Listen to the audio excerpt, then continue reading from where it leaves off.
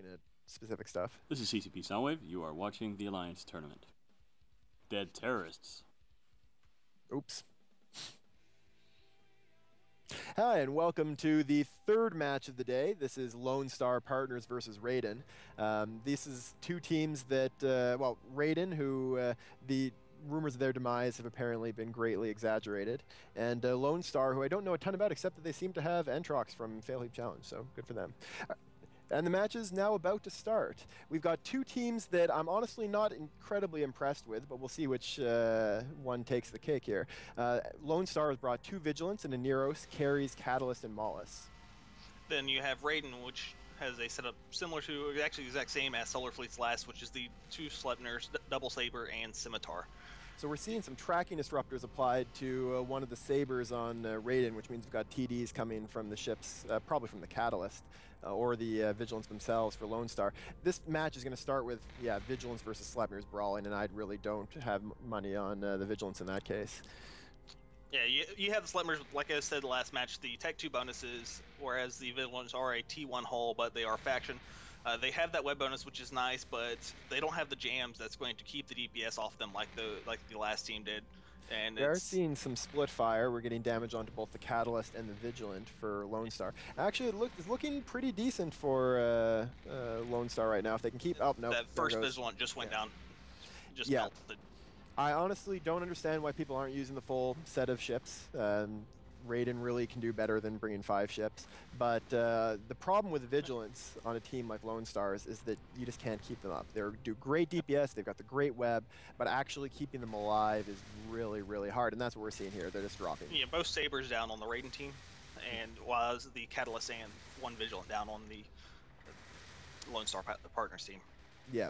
I think we're going to see the second Vigilant going down without too much trouble now. There he goes. The Sleipnirs are able to just burn right through the reps that Aneros can give on a ship that doesn't have any resist bonuses. So those resistances that the Sleipnir have is really going to be the advantage here. With now only an Aneros carries Mollis versus two Sleipnirs Scimitar, honestly none of those ships care if they get damped, so they're just going to catch them one by one and take them down.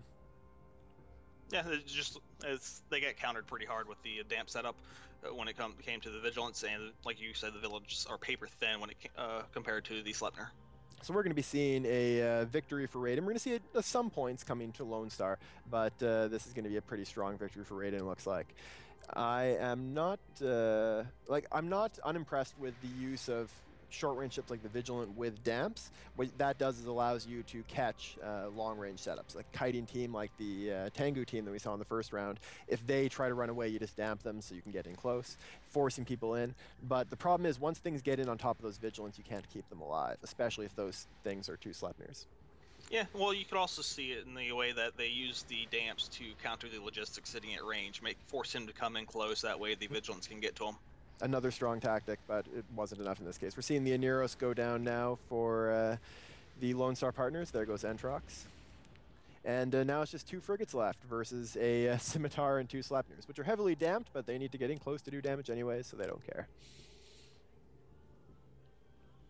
Yep.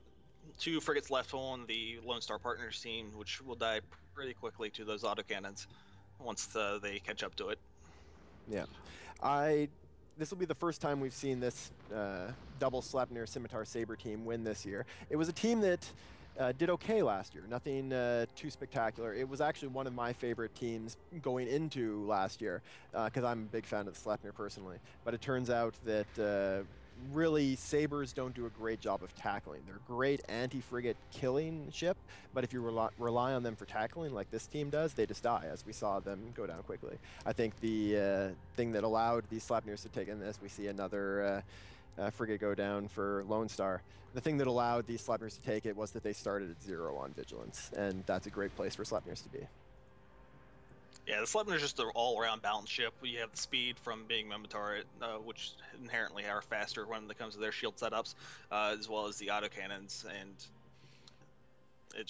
they do great DPS as well as their passive tanks. So we now see all of the ships down for Lone Star, and 62.5, the full points awarded to Raiden. Good show for Raiden. This is going to be putting them in a great position to move forward into the finals. And I will note that the reason we're saying 62.5 instead of 50 is when you win a match, the bonus you get from that is an extra 25% above what you would have won just from the number of ships you killed. So that's why you get 62 points for 62.5 points for Raiden, and just the 6 points for Lone Star Partners. And the teams will now be sent back. And our next match is going to be the Kadeshi versus the Space Police. So stay tuned. We're going to have that very soon.